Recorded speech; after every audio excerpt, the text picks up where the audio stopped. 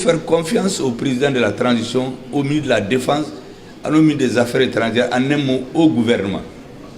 Nous allons travailler avec nos frères pour que la paix revienne dans notre pays, au bénéfice de tout le monde. Donc, si vous regardez tout ce que les Maliens ont revendiqué, c'est ce que le gouvernement de transition est en train de mettre en œuvre. Donc, la transition chez nous au Mali, ce n'est pas comme ailleurs. Les gens ne sont pas sortis des casernes pour venir prendre le pouvoir. Ce n'est pas comme ça. Le peuple a dit qu'il n'est pas d'accord avec ce qui se passe. Donc, il y avait une ligne politique claire.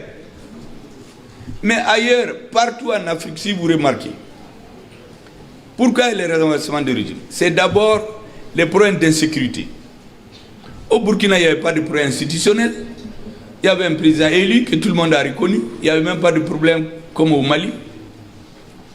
Mais les gens continuent à mourir. Au Niger, c'est la même chose. Dans d'autres pays, c'est les coups d'État constitutionnels. Des gens modifient la constitution, ils se prennent, ils tuent des milliers de gens, personne n'en parle. Et dans un pays à côté, c'est ce qui s'est passé chez nous. Ou bien on utilise la justice pour casser tout ce qui ne vous plaise pas. Mais ça, ce n'est pas de la démocratie. Ça, c'est, on fait la démocratie ailleurs, mais chez nous, on amène la démocratie DCI, c'est-à-dire dénominateur commun international. Vous faites ce que vous voulez, vous mettez les gens en prison pourvu que le président soit apprécié par les autres. Quand l'élection finit, avant que la Cour constitutionnelle ne dise les résultats, il y a un président là-bas qui le met à le féliciter. Et puis il téléphone à tous les autres et ça plaît à la télé pour intimider la population, pour vous dire que vous acceptez ou non, il est élu. Mais c'est au Mali qu'on voit ça, avec la démocratie DCI là qu'on voit ça. Comment est-ce que vous allez féliciter un président avant l'avis de sa Cour constitutionnelle? Mais c'est ce qu'ils ont fait au Mali. Donc partout il y a les changements de régime. C'est l'insécurité, le terrorisme, ou bien les coups d'État constitutionnels. Les militaires ne peuvent pas se lever comme ça pour aller changer le régime. Parce que le peuple est là. Si le peuple n'est pas d'accord, il ne sortira pas. C'est pour cela que lorsqu'on a pris l'embargo contre le Mali, le gouvernement a fait ce que j'ai appelé l'ingénierie politique de la riposte. Elle se composait de 2 points. Premier point, le gouvernement en 3 jours a élaboré un plan de riposte pour tenir aussi longtemps que c'est nécessaire. Quand on a fini, on a remis toutes les copies au président. Même moi, je n'ai pas gardé. Pour que lui seul, il sorte les cartes au fur et à mesure. On nous a dit qu'on va tenir 1 semaine. On a tenu 7 mois. Ceux qu'on a mobilisés pour venir nous déstabiliser ont été eux-mêmes déstabilisés par le peuple. Le deuxième élément de l'ingénierie politique, c'est qu'on a dit au peuple de sortir. Le président Assimi Goïta a dit aux Maliens, sortez pour dire que vous n'êtes pas d'accord. C'est le 14 janvier. Ce n'est pas un parti qui l'a organisé. C'est le peuple ce jour-là. Moi, je suis dans un mouvement politique, il y a certains qui ont dit qu'ils ne vont pas. Mais quand ils ont vu que ça marche, ils ont allé se photographier là-bas. Le peuple est sorti, 4 millions de Maliens dans les rues de Bamako. C'est du jamais vu depuis l'indépendance.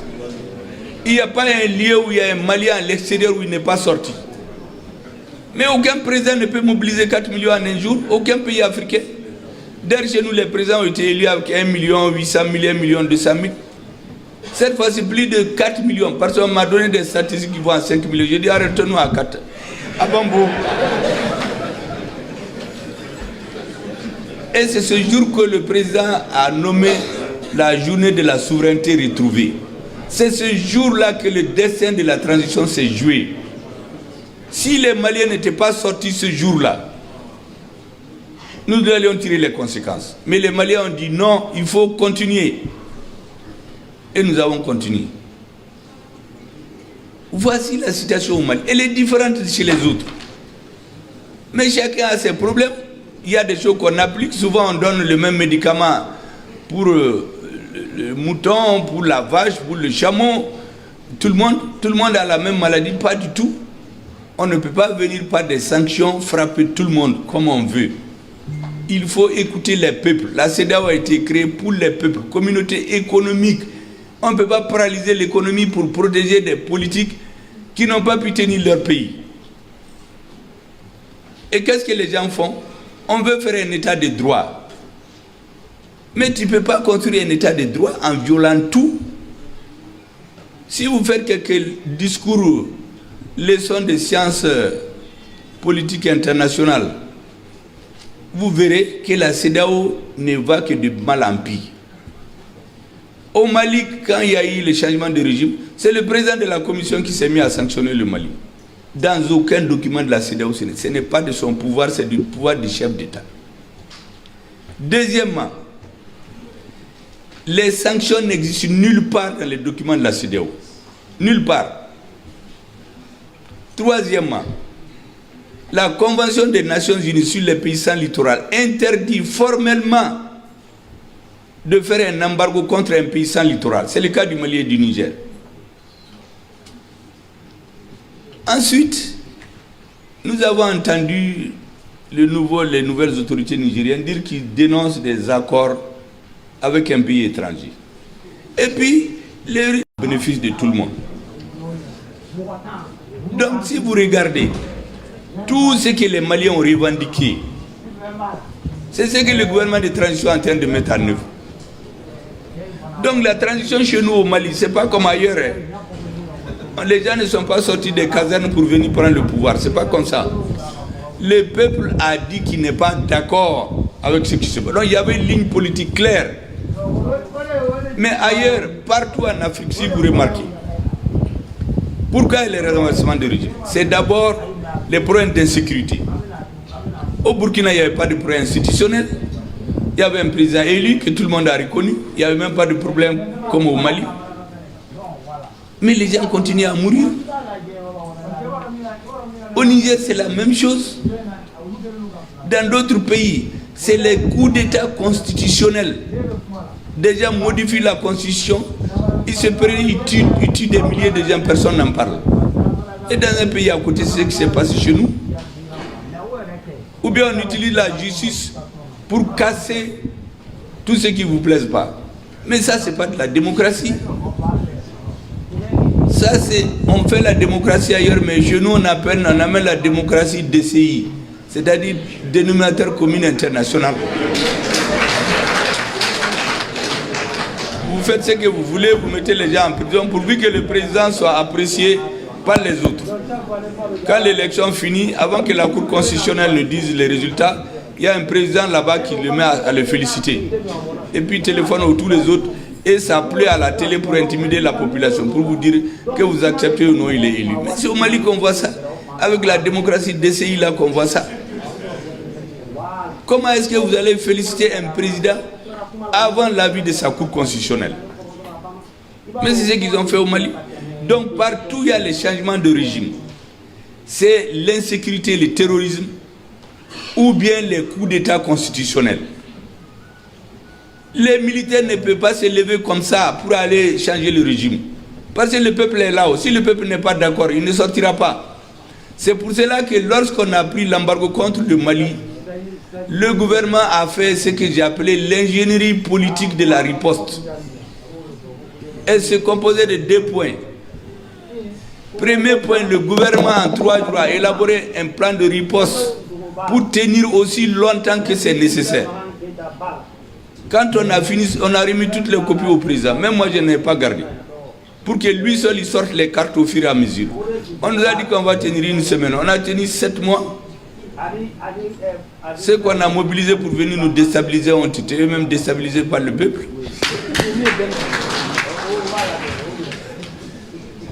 Le deuxième élément de l'ingénierie politique, c'est qu'on a dit au peuple de sortir. Le président Assimi Goïta a dit aux Maliens, sortez pour dire que vous n'êtes pas d'accord. C'est le 14 janvier. Ce n'est pas un parti qui l'a organisé. C'est le peuple ce jour-là. Moi, je suis dans un mouvement politique, il y a certains qui ont dit qu'ils ne vont pas. Mais quand ils ont vu que ça marche, ils ont allé se photographier là-bas. Le peuple est sorti, 4 millions de Maliens dans les rues de Bamako. C'est du jamais vu depuis l'indépendance. Il n'y a pas un lieu où il y a un Malien à l'extérieur où il n'est pas sorti. Mais aucun président ne peut mobiliser 4 millions en un jour, aucun pays africain. D'ailleurs, chez nous, les présidents ont été élus avec 1 800 000, 1 200 000. Cette fois-ci, plus de 4 millions. Parce qu'on m'a donné des statistiques qui vont à 5 millions. Je dis arrêtons-nous à 4. À Bambo.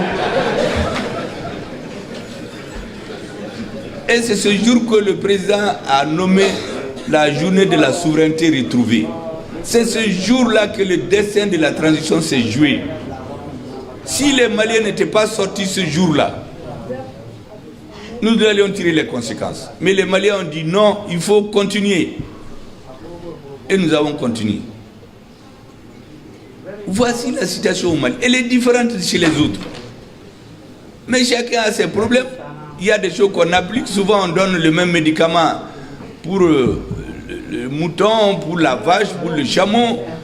Tout le monde a la même maladie. Pas du tout. On ne peut pas venir par des sanctions frapper tout le monde comme on veut. Il faut écouter les peuples. La CEDEAO a été créée pour les peuples. Communauté économique.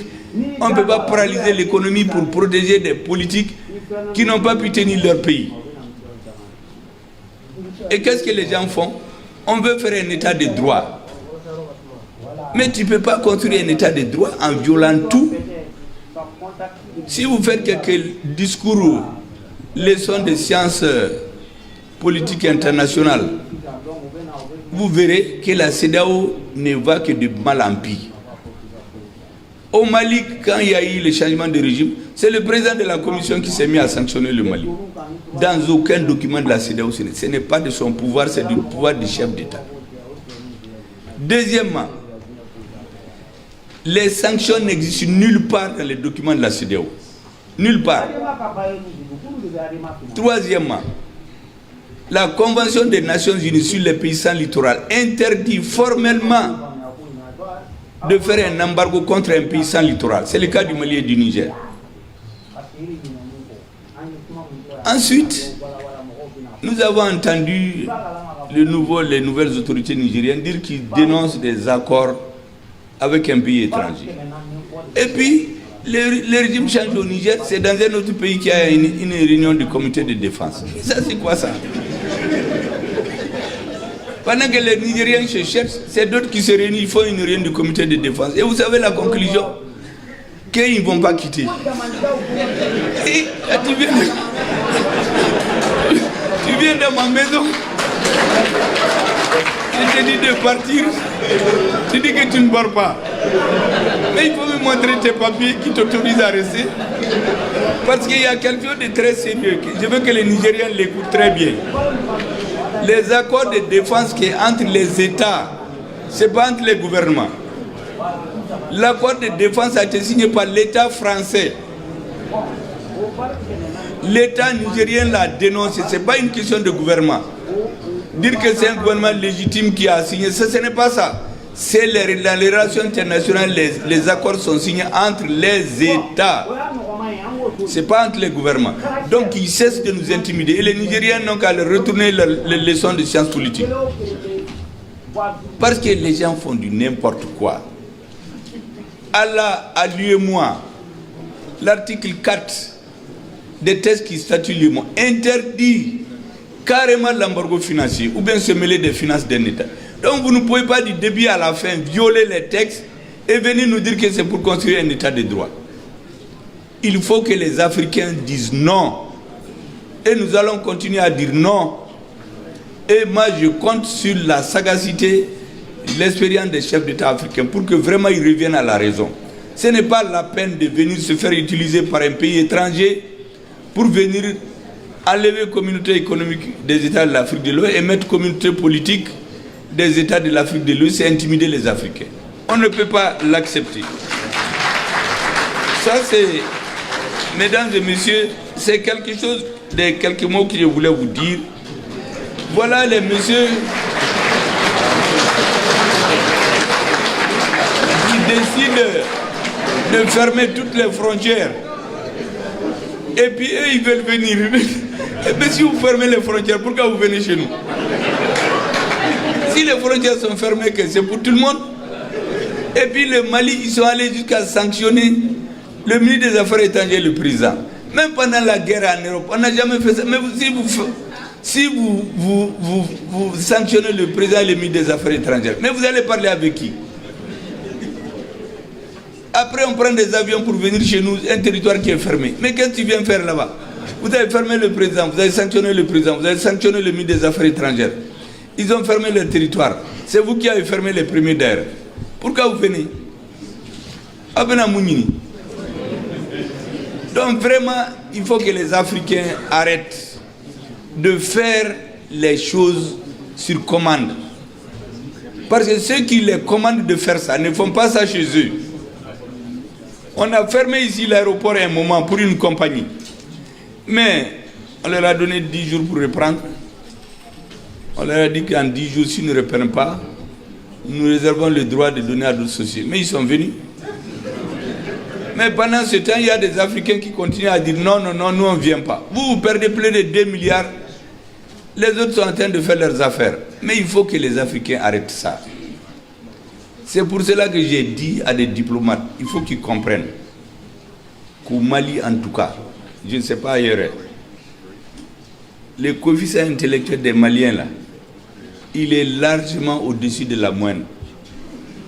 Parce qu'ils croient que le coefficient là, on peut mélanger les choses et venir nous donner.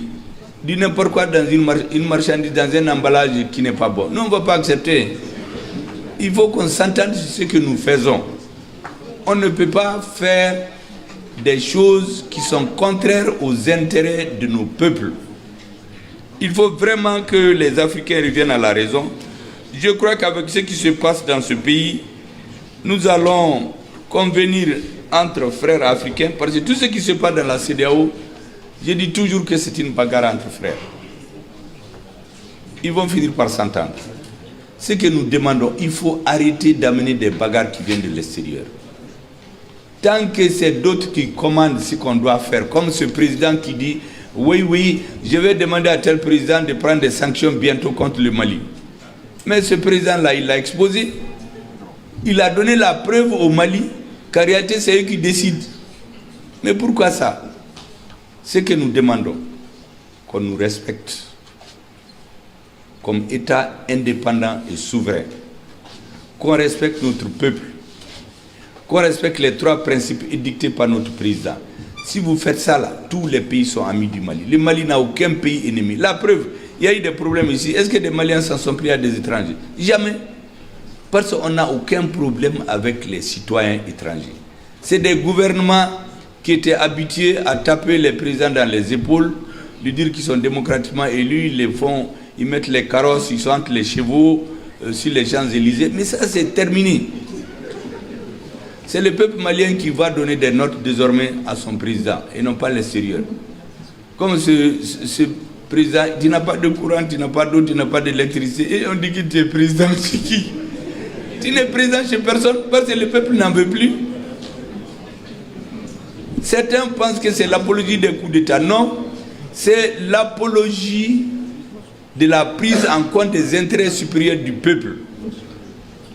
Au Niger, ceux qui conduisaient les manifestations, il y a quelques mois, mais le meneur, on l'a trouvé calciné dans sa voiture, mort.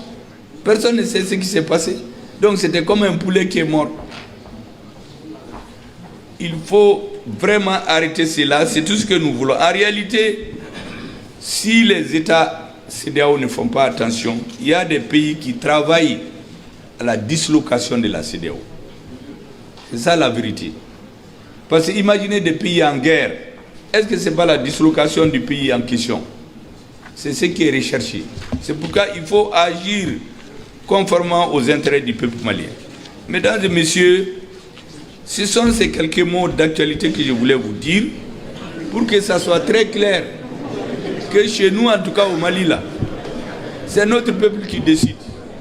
C'est lui qui veut le contraire, là, on va l'attendre des pieds fermes. Et mesdames et messieurs, je ne saurais terminer mon propos, malgré que l'ambiance est bien joyeuse, sans vous remercier et remercier les donateurs, l'OMS, l'AIPP, Interhealth, la CANAM, les Médecins sans frontières, la pharmacie populaire du Mali, pour leur appui qui ont contribué à la tenue de ce congrès. et nous donner aussi l'occasion de dire un certain mot. Je ne suis pas congressiste, mais je crois que j'ai utilisé suffisamment mon temps dans le débat. J'ai pris mon temps dans le débat et en vous souhaitant vraiment beaucoup de succès dans vos travaux, je voudrais vous dire qu'on est très fiers des chirurgiens. Moi, je suis le produit du travail des chirurgiens. Vous savez, les professeurs qui m'ont sauvé dans l'Institut malien en question, il est dans la salle. Ils sont très humbles en général. Tous les matins, quand ils viennent chez moi, ils ouvrent la porte vers 5h, 6h. Quand ils voient que je dors, ils disent aux gens, il faut le laisser. Laissez-le se réveiller lui-même. Parce que vous avez les protocoles, les docteurs là, 6h tel comprimé, 5h tel... Afrique Média, le monde, c'est nous.